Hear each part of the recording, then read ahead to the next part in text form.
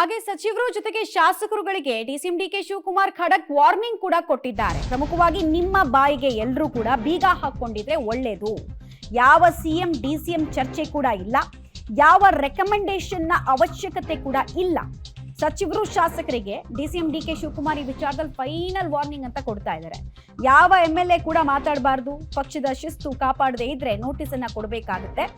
ನಾನು ಖರ್ಗೆ ಸಿದ್ದರಾಮಯ್ಯ ಒಂದು ತೀರ್ಮಾನಕ್ಕೆ ಬಂದಿದ್ದೀವಿ ಅಂತ ಬೆಂಗಳೂರಿನಲ್ಲಿ ಡಿಸಿಎಂ ಡಿಕೆ ಶಿವಕುಮಾರ್ ಭಿನ್ನ ಧ್ವನಿಯನ್ನ ಇರ್ತಾ ಇರೋರಿಗೆ, ಪ್ರತಿಧ್ವನಿಸ್ತಾ ಇರೋರಿಗೆ ಎಲ್ರಿಗೂ ಕೂಡ ಅಂಕುಶ ಹಾಕುವ ಪ್ರಯತ್ನವನ್ನು ಮಾಡಿದ್ದಾರೆ. ಎಲ್ಲರೂ ಕೂಡ ಪಕ್ಷದ ನಿಯಂತ್ರಣಕ್ಕೆ ಒಳಪಡಬೇಕು ಅಂತ ಕೂಡ ಡಿಸಿಎಂ ಡಿಕೆ ಶಿವಕುಮಾರ್ ವಾರ್ನಿಂಗ್ ಕೊಡೋದ್ರ ಮೂಲಕ ತಿಳಿಸ್ತಾ ಇದ್ದಾರೆ.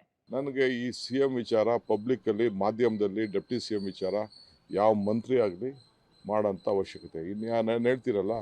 AICC ಅವರಲ್ಲಿ ನಾನಾಗಲಿ ವಿಧಿ ಇಲ್ಲದೆ ನೋಟಿಸ್ ಕೊಡಬೇಕಾದಂಥ ಅನಿವಾರ್ಯತೆ ಯಾರು ನಮ್ಮ ಶಾಸಕರಾಗಲಿ ಯಾರೇ ಆಗಲಿ ಪ್ರಸ್ತಾವನೆ ಮಾಡಿದ್ರೆ ನಮ್ಮ ಪಾರ್ಟಿಯವರು ನಾನು ವಿಧಿ ಇಲ್ಲದೆ ನಾನು ಶಿಸ್ತಿನ ಕ್ರಮವನ್ನು ಕೈಗೊಳ್ಳಬೇಕಾಗ್ತದೆ. ಪಾರ್ಟಿಗೆ ಶಿಸ್ತು ಇಂಪಾರ್ಟೆಂಟ್. ಶಿಸ್ತಿಲ್ಲ ಅಂದರೆ ಯಾರೂ ಇಲ್ಲ. ಪಕ್ಷ ತರಬೇಕಾದ್ರೆ ಎಷ್ಟು ಶ್ರಮ ಪಟ್ಟಿದ್ದೀವಿ, ಏನು ಮಾಡಿದ್ದೀವಿ ಅಂತ ನಮ್ಗೆ ಗೊತ್ತಿದೆ. ಇವತ್ತು ಇವ್ರು ಯಾರು ಏನು ಮಾತಾಡೋಂಥ ಅವಶ್ಯಕತೆ ಇಲ್ಲ. ಸರ್, ಮುಖ್ಯಮಂತ್ರಿಗಳು ಮತ್ತೆ ಗೃಹ ಸಚಿವರು ನಿನ್ನೆ ದೆಹಲಿಯಲ್ಲಿ ಮಾಧ್ಯಮ ಪ್ರತಿಕ್ರಿಯೆ ಕೊಟ್ಟ ನಂತರ ಲಿಫ್ಟ್ ಅಲ್ಲಿ ಮಾತನಾಡುವಂತದ್ದು ರೆಕಾರ್ಡ್ ಆಗಿದೆ ಸರ್. ಇದು ಹೇಳಿಕೊಟ್ಟು ಹೇಳಿಸಿದ್ದಾರೆ.